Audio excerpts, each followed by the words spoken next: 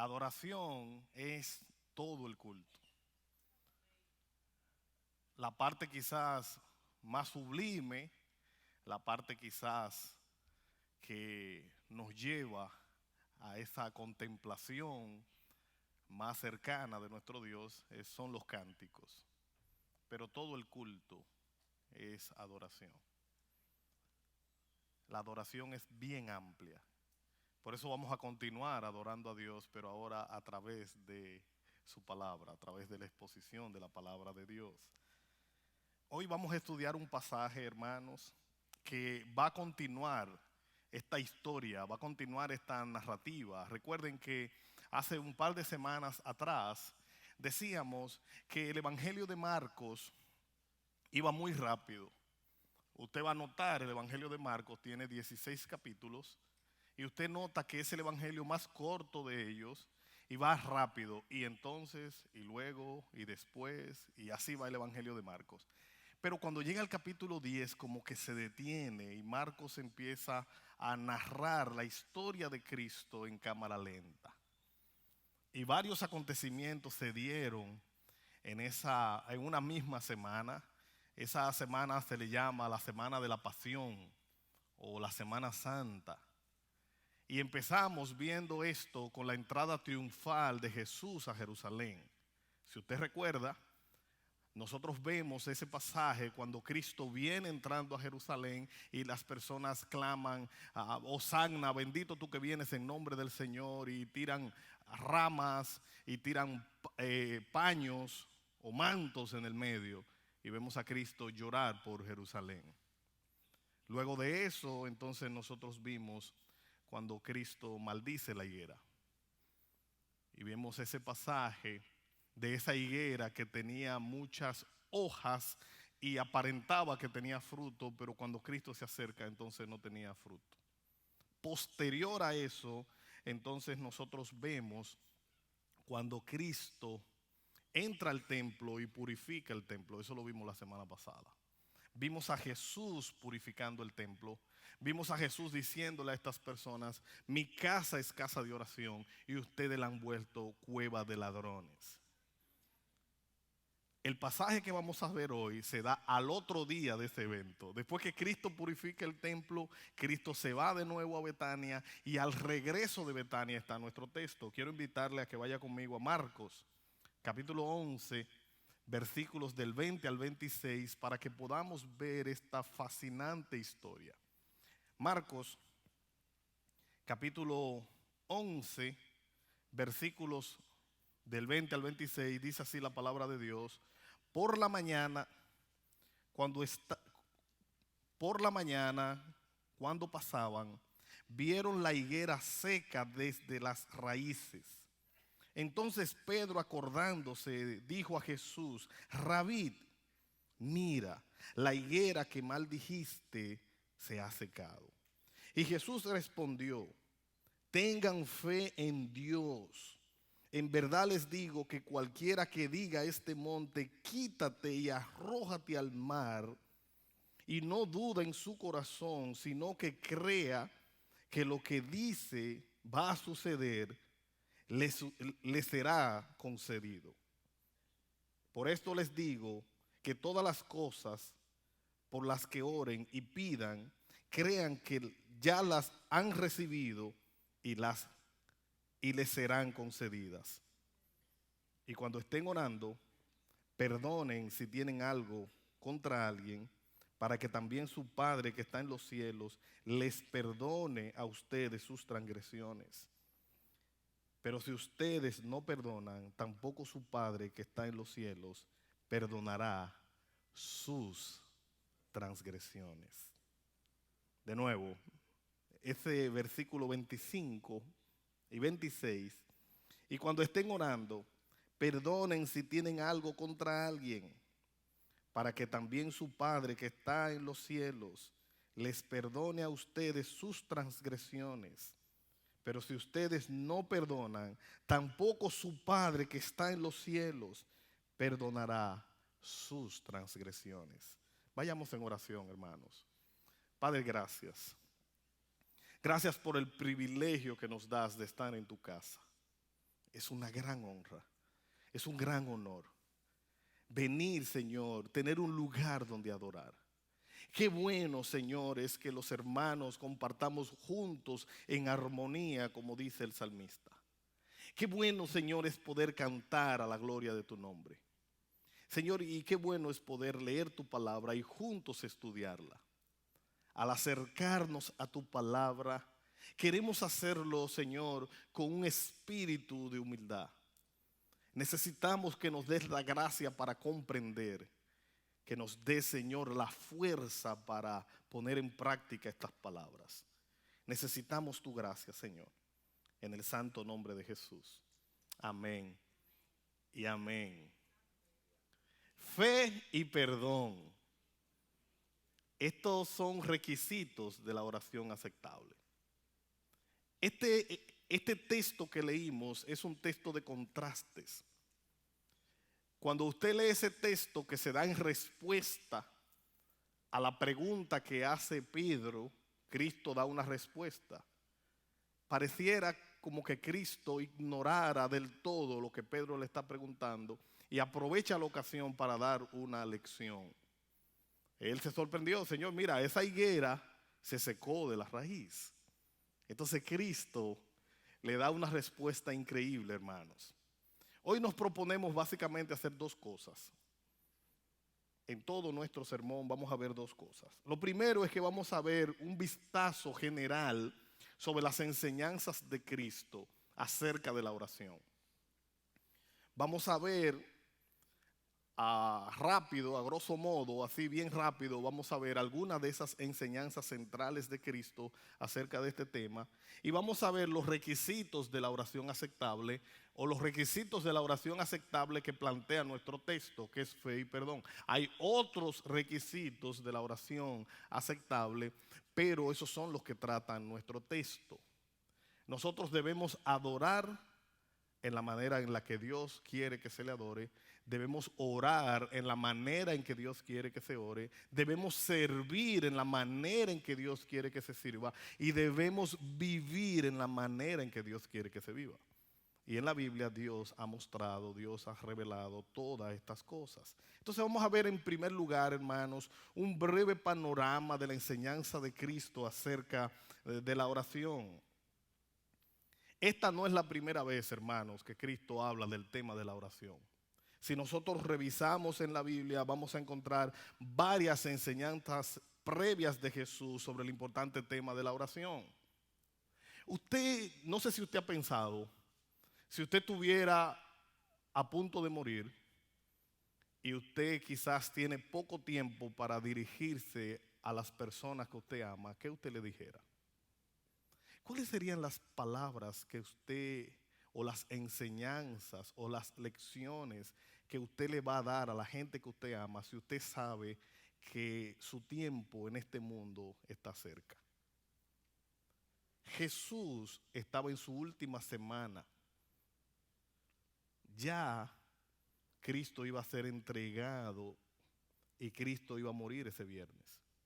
Y Él toma una oportunidad para darle una lección más a sus discípulos. Quiere decir que esta lección es sumamente importante porque Cristo le está dando en su última semana. Todo lo que Cristo dijo es importante. Las palabras de alguien dijo que hay un predicador que sus palabras pesaban 1 libra. Cada palabra de ese predicador se dice que pesaban 1 libra. Imagínese usted las palabras de Cristo, cuánto pesarían si la palabra de un hombre mortal inspirado por Cristo pesaban 1 libra. Cristo está en su última semana en la tierra, o en su última semana antes de ser entregado, porque después de su resurrección Él duró unos 40 días con sus discípulos, pero está en la última semana antes de morir.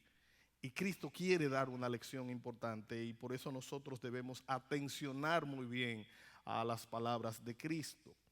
En la Biblia encontramos muchas enseñanzas acerca de la oración. Lucas capítulo 11 nos muestra una serie de enseñanzas de Cristo acerca de este tan importante tema. A veces nosotros pensamos que orar es algo muy complejo.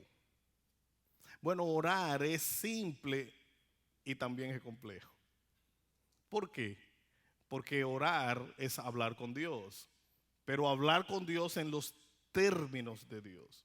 Entonces, en ese sentido, es un poco más complejo porque necesitamos descubrir cuáles son los términos de Dios. Lucas 11 nos da una serie de enseñanzas sobre la oración y esta está motivada por una profunda y sincera petición de los discípulos. Y leemos Lucas 11, versículo 1. Dice así la palabra de Dios. Aconteció que estando Jesús orando en cierto lugar, cuando terminó, le dijo uno de sus discípulos: Señor, enséñanos a orar, así como Juan enseñó también a sus discípulos.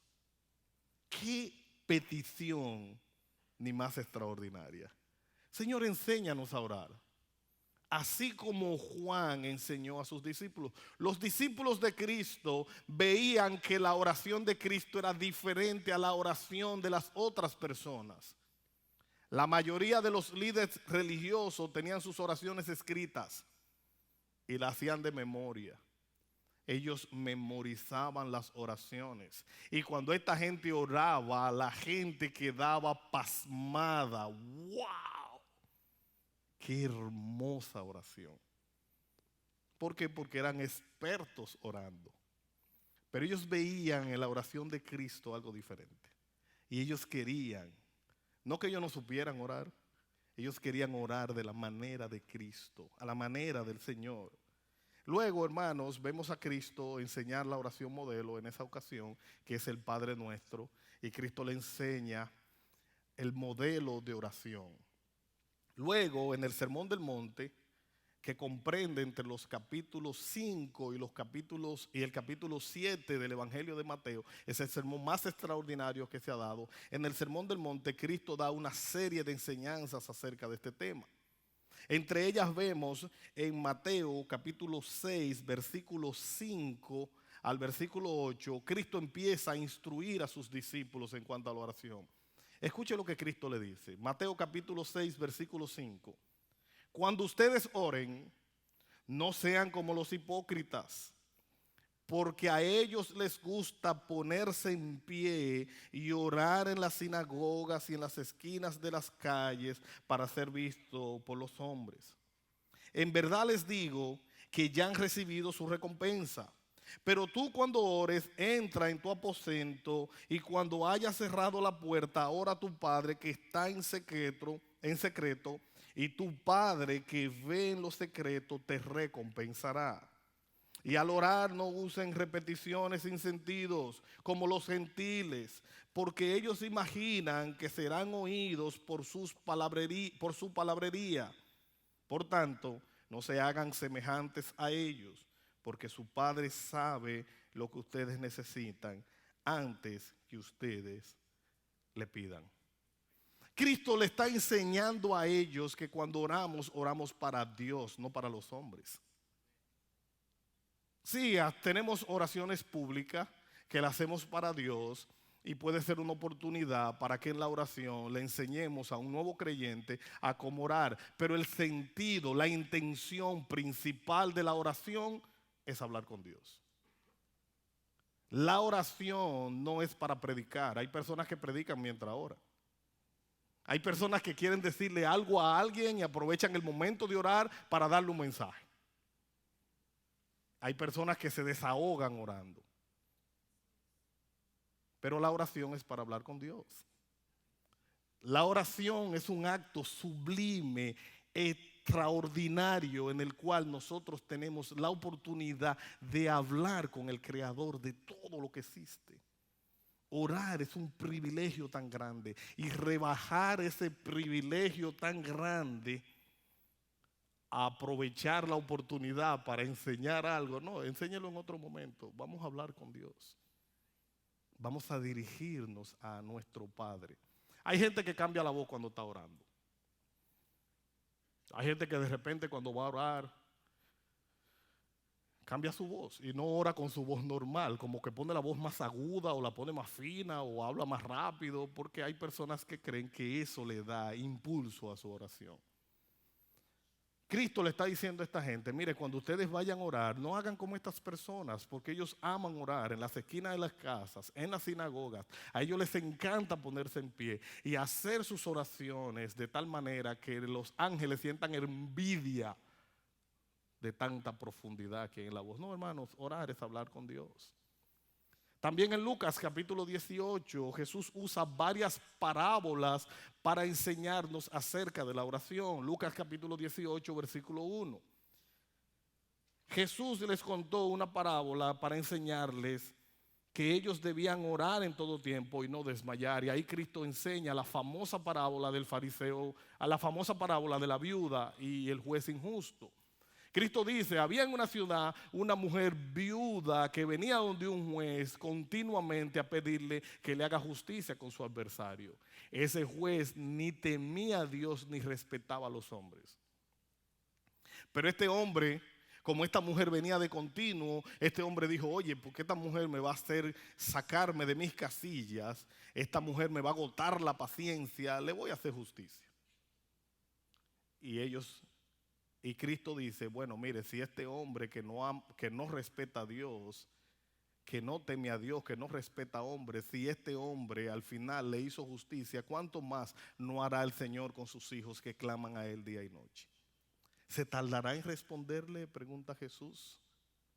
Y Cristo está enseñando esa gran necesidad de la oración insistente. Yo voy a orar hasta que Dios me diga que sí o hasta que Dios me diga que no. Pero hasta que Dios no diga nada, yo sigo orando.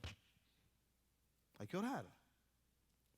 Entonces, en Lucas capítulo 18, los versículos del 9 al 14, Cristo cuenta otra parábola, y es la parábola del fariseo y el publicano. Y Cristo cuenta esta parábola con la intención de que nosotros sepamos qué tipo de actitud debemos tener al orar.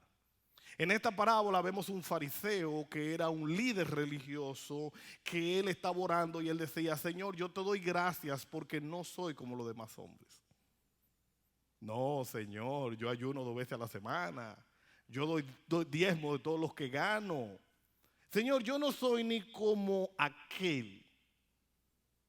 Sin embargo, el publicano, un recaudador de impuestos, estaba en una esquina a lo lejos y él golpeaba su pecho y decía, Señor, sé propicio a mí, pecador. Señor, ten misericordia de mí. Cristo dice que aquel que fue a orar puesto en pie consigo mismo y decía que él da gracias porque no es como los demás hombres, que ese fue justificado por sí mismo pero no por Dios. Pero aquel que se humilló fue justificado por Dios.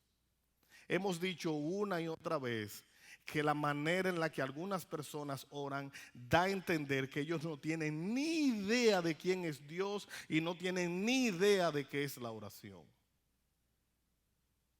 Porque hay personas que le dan órdenes a Dios. Hay personas que le dicen al Señor, Señor, tú tienes que bendecirme ahora. Y tú dices, wow. O sea, el rey del universo, el creador de todo lo que existe, tiene que bendecirte y ahora. Ya. Wow. ¿Qué concepto tenemos de Dios y qué concepto tenemos de la oración al acercarnos a nuestro Señor? Recuerde que cuando usted ora se acerca al Rey del universo y recuerde que cuando ora se acerca a su Padre. La palabra dice que debemos acercarnos confiadamente al trono de la gracia para hallar gracia en el oportuno socorro. Podemos hallar gracia en el momento oportuno porque Dios ha creado un puente a través de Cristo para que nos acerquemos a Él. Y eso es una gran bendición, pero no debemos olvidar que estamos hablando con Dios. No podemos olvidar eso, hermanos. Entonces, ¿qué es la oración? Porque hemos hablado acerca de algunas cosas que Cristo enseñó acerca de la oración, pero ¿qué es la oración? Para responder esta pregunta, quiero ir al Catecismo de la Nueva Ciudad y recuerden que Catecismo es un manual de instrucción. Y el Catecismo de la Nueva Ciudad responde, la oración es derramar nuestro corazón a Dios en alabanza, petición, confesión de pecados y agradecimiento. Esa definición me encanta. Orar es derramar nuestros corazones ante Dios en alabanza, en petición, en confesión de pecados y en agradecimiento. Eso es orar, derramar nuestros corazones ante Dios. ¿Se acuerda de Ana, la madre de Samuel? Ella estaba allí derramando su alma ante su Dios y su voz no se oía. Sus labios se movían, pero su voz no se oía. Hay gente que cree que Dios es sordo, que hay que gritarle. Bueno, usted puede orar como usted quiera, porque orar no se desconecta de sus emociones. Si usted necesita ayuda urgente, usted va a gritar. O sea, no hay ningún problema como usted ore. Pero esta mujer estaba allí clamando. Y el sacerdote Elí se le acerca y le dice: oye, digiere tu vino y vete. En pocas palabras, tú estás borracha. Y ella le dijo: no, mi señor, estoy derramando mi alma ante mi Dios. Estoy clamando a mi Dios por gracia. Ella estaba clamando, hermanos. John Piper, un pastor americano, él comenta en cuanto a esta definición de que la oración es derramar nuestros corazones ante Dios en alabanza, en petición, en confesión de pecado y en agradecimiento. Él dice que aquí hay 4 palabras claves del catecismo. La primera es confiesa. Él dice: confiesa continuamente tu necesidad de Dios. El que ora está reconociendo que necesita a Dios. Si no necesitara a Dios, no orara. Entonces él dice: confiesa continuamente tu necesidad de Dios. Es como cuando yo oro, yo le dijera al Señor: Señor, te necesito. Pide, es la segunda palabra. Clamamos a Dios y le decimos: ayúdanos. Cada vez que oramos le estamos diciendo a Dios que necesitamos su ayuda.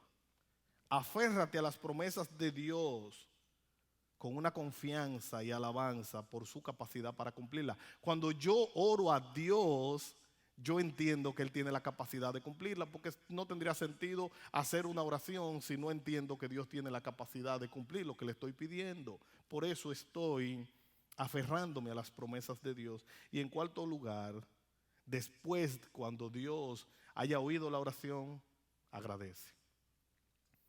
Debo de agradecer a Dios por la oportunidad de orar, agradecer a Dios por las cosas que Él hace. Por otro lado, un pastor llamado Tim Keller dice que la oración es un deber y una disciplina. La oración es conversar con Dios. Orar es conversar con Dios. Y la oración es una interacción balanceada entre alabanza, confesión, acción de gracia y petición. Eso es la oración. La oración es una interacción balanceada entre alabanza, confesión, agradecimiento y petición. Hermano, habiendo visto brevemente un panorama de las enseñanzas de Cristo, viendo cómo Él enseña en el Sermón del Monte y en Lucas 18 y otros pasajes del Nuevo Testamento, Él enseña acerca de la oración. Y habiendo entendido qué es orar, recuerde que orar es derramar nuestros corazones ante Dios. Pero hacer eso en alabanza, hacer eso en petición, en confesión de pecado y en agradecimiento. Habiendo entendido esto, veamos en segundo lugar, ¿cuáles son los requisitos de la oración aceptable? ¿Por qué? Porque recuerde que vamos a orar en los términos de Dios. Pero ¿cuáles son los requisitos de la oración aceptable? Algunos autores muestran quizás unos 7 requisitos de la oración aceptable. Algunos dicen que un requisito de la oración aceptable es la reverencia. Cuando me acerco a Dios tengo que reconocer quién es Dios. Por eso los ángeles decían: santo, santo, santo. Lo primero que debe haber es reverencia. Lo segundo es perseverancia. Yo debo perseverar en la oración. Lo tercero es humildad. Debo acercarme a Dios no como quien demanda, sino como quien suplica, como quien implora, como quien ruega. A Dios no me acerco demandando. A Dios no me acerco exigiendo. A Dios me acerco suplicando, rogando, implorando. Debe haber sinceridad en la oración. ¿Cómo voy a engañar a Dios? ¿Qué le voy a decir a Dios que Él no sepa? Yo puedo y debo ir ante Dios con sinceridad. En quinto lugar, debe haber sumisión. Debo someterme a su voluntad. Cristo es el mayor ejemplo de ello. Él dijo: Señor, si te es posible, pásame de mí esta copa, pero que no se haga como yo digo, sino como tú quieras. Debe haber sumisión. Otro elemento es la fe. Debe haber fe. Y un séptimo elemento es que debo orar en el nombre de Jesús. ¿Por qué debo orar en el nombre de Jesús? Porque yo no voy a Dios en mi nombre, no voy a Dios bajo mis propios términos, voy a Dios gracias al sacrificio de Jesús. Entonces, algunos requisitos de la oración aceptable son reverencia, perseverancia, humildad, sinceridad, sumisión, fe y en el nombre de Jesús. Para algunos autores, estos son los principales requisitos de la oración aceptable. Pero pudiéramos preguntar, ¿cuáles son los requisitos de la oración aceptable que aparecen en nuestro texto, en nuestro pasaje en el que estamos leyendo? Y ahí vimos que esos requisitos son la fe y son el perdón. Esos son los requisitos. Pero antes de ver ese requisito, antes de ver brevemente lo que Cristo está enseñando acerca de la fe en nuestro pasaje y lo que Cristo está enseñando acerca del perdón, quiero que veamos algunos detalles importantes en el versículo de inicio. Marcos capítulo 11, versículo 20. Aquí hay unos detalles importantes que no pueden pasar desapercibidos. Marcos capítulo 11, versículo 20. Por la mañana, cuando pasaban, vieron la higuera seca desde las raíces. Entonces Pedro, acordándose, dijo a Jesús: Rabí, mira, la higuera que maldijiste se ha secado. Él estaba sorprendido. Recuerde que el día anterior, antes de la entrada triunfal, ellos vienen caminando y Jesús ve una mata de higuera llena de hojas. Cristo se acerca a ver si encuentra algo en ella y encuentra solo hojas. Y ahí Cristo dice: nunca jamás nadie coma fruto de ti. Eso pasó ese día. Al otro día ellos se acercan y ven que la planta está seca hasta la raíz. Fue sorprendente. Comenta un autor: Pedro junto con el resto de los discípulos se maravillaron. Y ellos dijeron maravillados: ¿cómo es que pasó esto? ¿Cómo es posible que esa planta ayer estaba llena de hojas, verde y hermosa, y hoy está seca hasta las raíces? Ellos querían saber cómo fue que se produjo este despliegue del poder de Dios. Era sorprendente, hermanos, y estaban inquietos. La respuesta del Señor fue que eso sucedió por el poder de Dios. Cristo siempre buscó la oportunidad de dar la gloria a Dios en cada ocasión.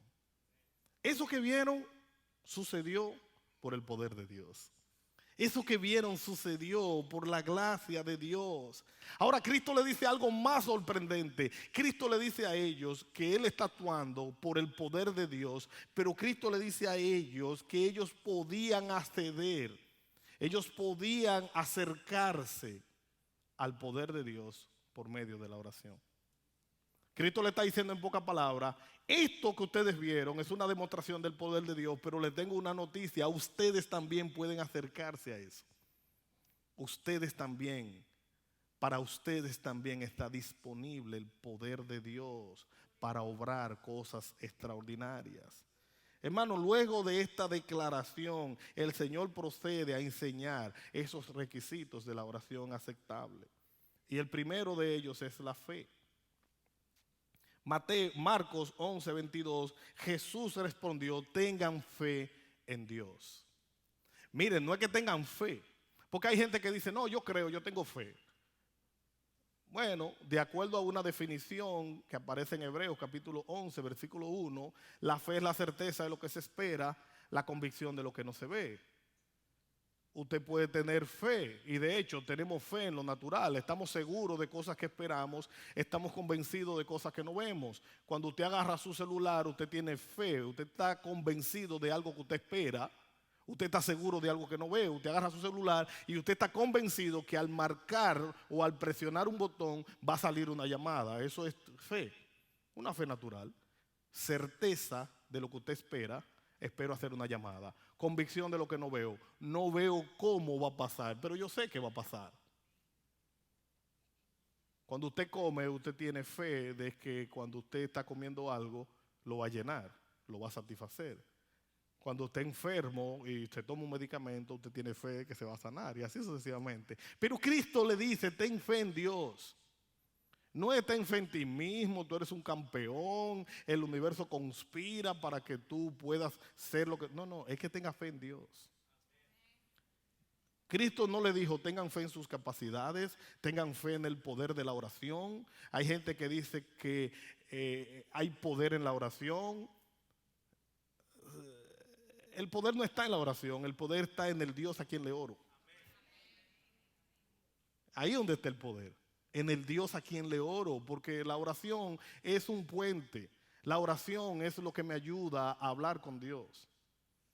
Alguien puede decir que la fe tiene poder. No, la fe me acerca a Dios y Dios desata su poder por medio de la fe. Y a veces lo hace sin que haya fe. Dios, hay momentos que va a requerir fe y hay momentos que Dios va a actuar aunque no haya fe. Y hay un ejemplo clásico en la Biblia y lo he puesto un montón de veces. En Marta, María y Lázaro. Cristo va a casa de Lázaro y de Marta y María porque Lázaro se murió. Cuando Cristo llega, sale al encuentro una de ellas y dice, Señor, mi hermano ha muerto. Y Cristo le dice, no, tranquila, él va a resucitar. Y ella dice, sí, yo sé que va a resucitar en la resurrección en el día postrero. Y Cristo le dice, no te he dicho que si crees verás la gloria de Dios. Luego viene la otra hermana y dice, Señor, mi hermano ha muerto. Y Cristo dijo, mira, lo voy a resucitar. Nadie tenía fe. Y Lázaro no tenía fe porque Lázaro estaba muerto. Cristo hizo un milagro a pesar de que no había fe. Pero mayormente, regularmente, Cristo hizo milagros donde había fe. Pero la fe requerida en algunas ocasiones, porque Dios es Dios y Él va a actuar como Él quiera, independientemente de lo que pase. Pero la fe es importante, hermanos. Entonces, la respuesta de Jesús es un llamado a confiar en Dios y a no dudar en Él. Tengan fe en Dios. Y eso es sumamente importante. Nuestra fe debe de estar depositada en Dios. Al orar, debo creer que Dios escucha mi oración y al orar, debo creer que Dios puede contestar mi oración. Hermano, no se relaciona con la naturaleza de la fe personal, sino con el carácter de Dios. Cuando yo oro, no se trata de qué tan alto, qué tan largo, qué tan fuerte o qué tan despacio yo ore. Se trata de qué tanto yo crea que Dios puede obrar por medio de esa fe. O sea que al orar es importante que nosotros entendamos que no se trata de nosotros, que se trata de Él. Tener una vida eficaz de oración requiere confiar en el poder de Dios, dice un autor. El propósito y las promesas y los planes y la voluntad de Dios. Yo debo confiar en el poder de Dios, debo confiar en los propósitos de Dios, en las promesas de Dios, en los planes de Dios y en la voluntad de Dios. Cuando voy a orar, debo confiar, debo creer. Yo debo confiar y debo orar conforme al avance del reino de Dios. Y debo orar conforme a la gracia de Dios para el cumplimiento de su voluntad. Y Cristo nos enseñó eso. Él estaba en el huerto de Getsemaní. Ya lo dije, lo repito. Cristo estaba allí orando y era la hora más oscura. Iba a ser entregado por el traidor Judas. Y Cristo estaba allí orando en un jardín en Getsemaní. Y mientras él oraba, dice la Biblia, que oraba tan intensamente que su sudor era como grandes gotas de sangre. Y él oraba intensamente y le decía al Señor, Señor, si te es posible, pasa de mí esta copa. Señor, si hay alguna otra manera, pero que no se haga mi voluntad, sino la tuya. Ahí vemos a Cristo suplicando al Padre, pero al final de su oración dijo, Señor, tu voluntad es mejor que la mía. Tu voluntad es mejor que la mía. Hermanos, el avance del reino de Dios, debemos orar para que su reino siga creciendo y siga avanzando. Debemos orar confiado en sus promesas. Por el contrario, hay una oración egoísta que Dios no va a contestar. Santiago capítulo 4 versículo 3 dice: piden y no reciben porque piden con malos propósitos para gastarlo en sus deleites. Él está diciendo, hay gente que pide y nunca va a recibir nada porque no está pidiendo de acuerdo a la voluntad de Dios. Por eso no va a recibir nada, dice Santiago. La oración debe ser coherente con la voluntad de Dios. La oración debe ser coherente con la voluntad de Dios. Primera de Juan capítulo 5 versículos 4, 14 y 15. Primera de Juan 5, 14. Esta es la confianza que tenemos delante de Él, que si pedimos cualquier cosa conforme a su voluntad, Él nos oye. Y si sabemos que Él nos oye en cualquier cosa que pidamos, sabemos que tenemos las peticiones que le hayamos hecho. La confianza que tenemos delante de Dios es que si pedimos cualquier cosa conforme a su voluntad, Él nos va a oír. Y nosotros sabemos que si Dios nos oye, Él va a contestar las peticiones de nuestro corazón. Él va a contestar las peticiones que le hayamos hecho porque son conforme a su voluntad. Pero volviendo a nuestro texto, hermanos, Marcos 11, versículos 23 y 24, Cristo sigue enseñando. En verdad les digo que cualquiera que diga a este monte, quítate y arrójate en el mar. Este es un texto que a mucha gente le encanta, ¿eh? Marcos 11, 23. En verdad les digo que cualquiera que diga a este monte, quítate y arrójate en el mar, y no dude en su corazón, sino crea que lo que dice va a suceder, le será concedido. Por eso les digo que todas las cosas por las que oren y pidan, crean que ya las han recibido y les serán concedidas. Ese texto no es una licencia para pedir a Dios lo que yo quiera.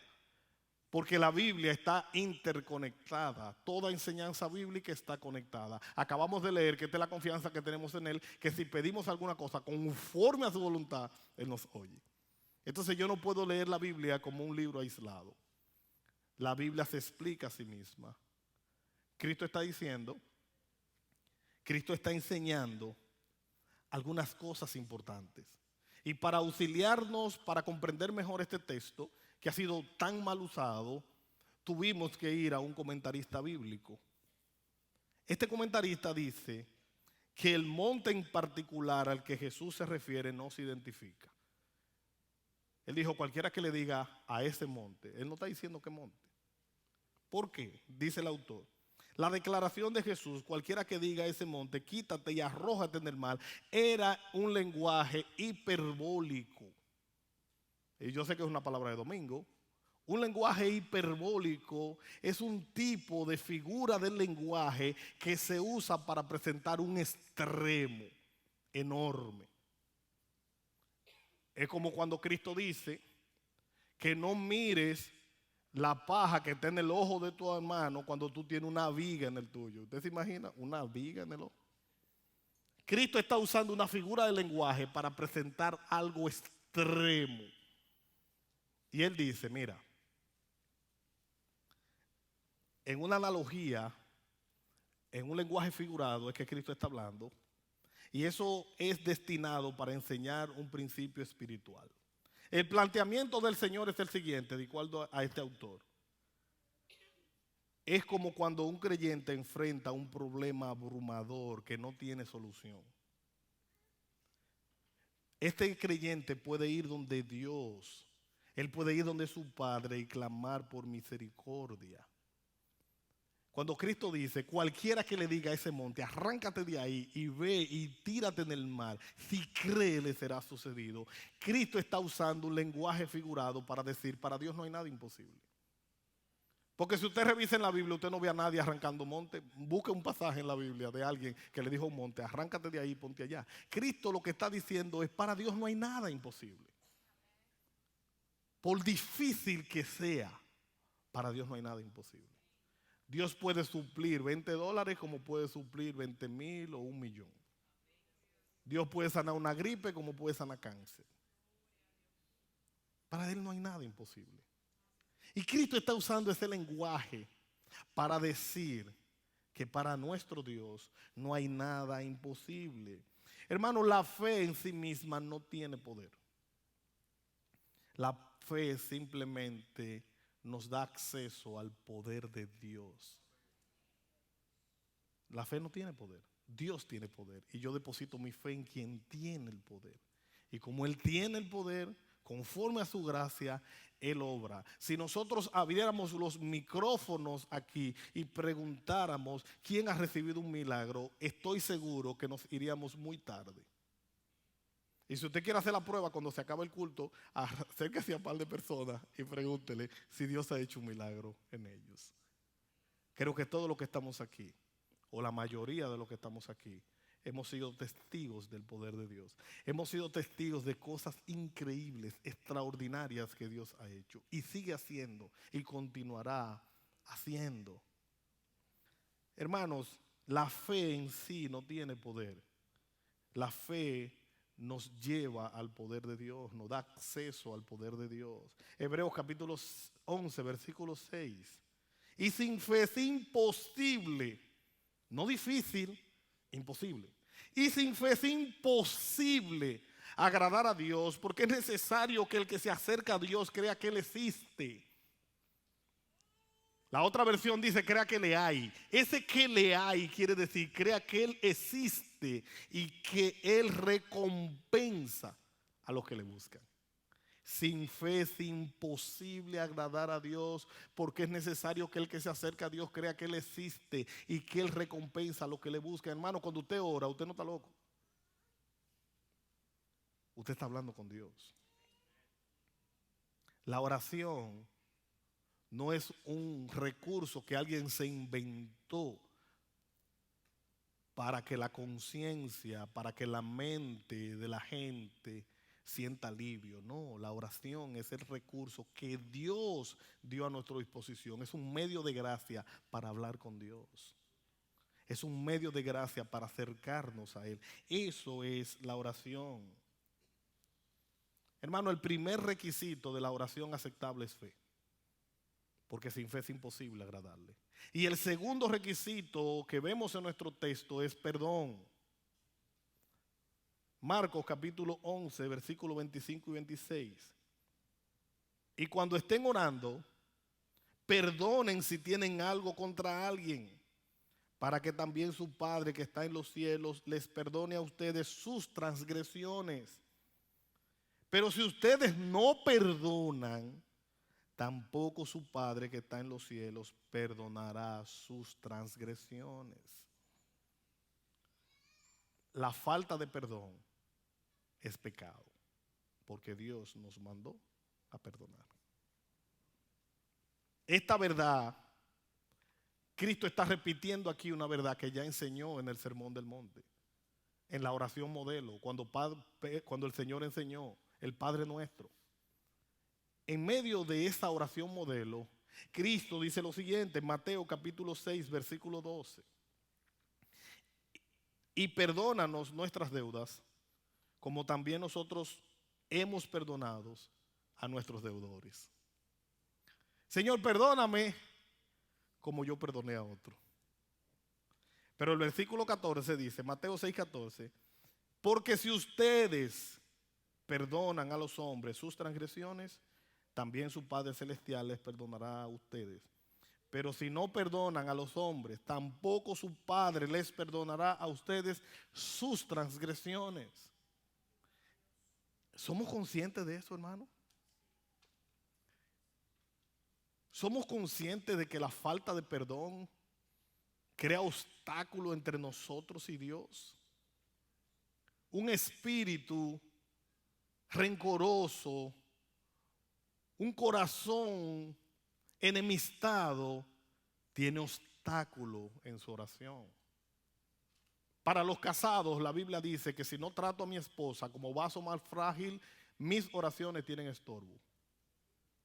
¿Usted oyó eso? Mis oraciones tienen estorbo. ¿Por qué? Porque el peso de mi carácter se interpone entre mi devoción ante Dios. El peso de mi carácter se interpone ante mi Dios y el tiempo de oración. Nuestras oraciones no solo deben ser serias, fervientes, sinceras y en el nombre de Jesús.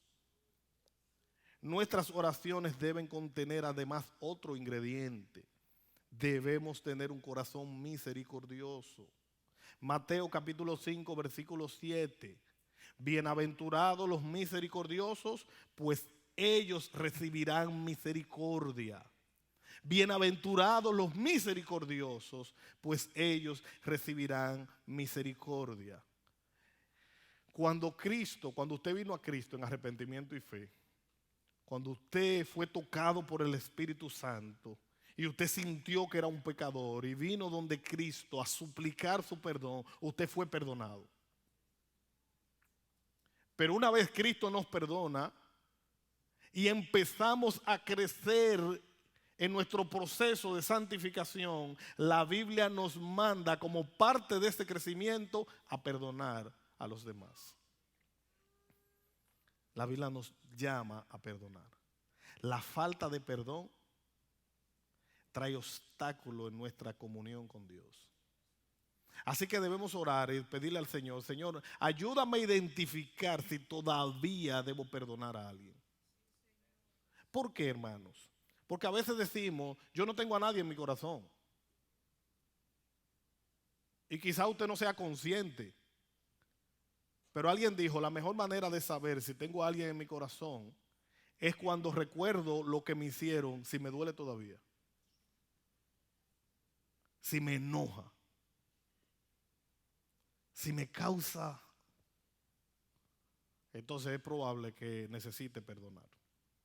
Y déjeme decirle, hermano, que el que perdona se libera. Porque el rencor nos esclaviza. Nos esclaviza, hermano. No nos deja avanzar. Un corazón no perdonador es un esclavo. Una persona que no perdona está esclava de un rencor, de un enojo. Alguien me contó en estos días que hubo un hijo que fue a la casa de una mamá y la mamá le dijo en relajo, en broma, él dijo, esta comida sí está buena, y la mamá le dijo, y a ese precio, y él se enojó y se fue de la casa. Señores, pero por Dios.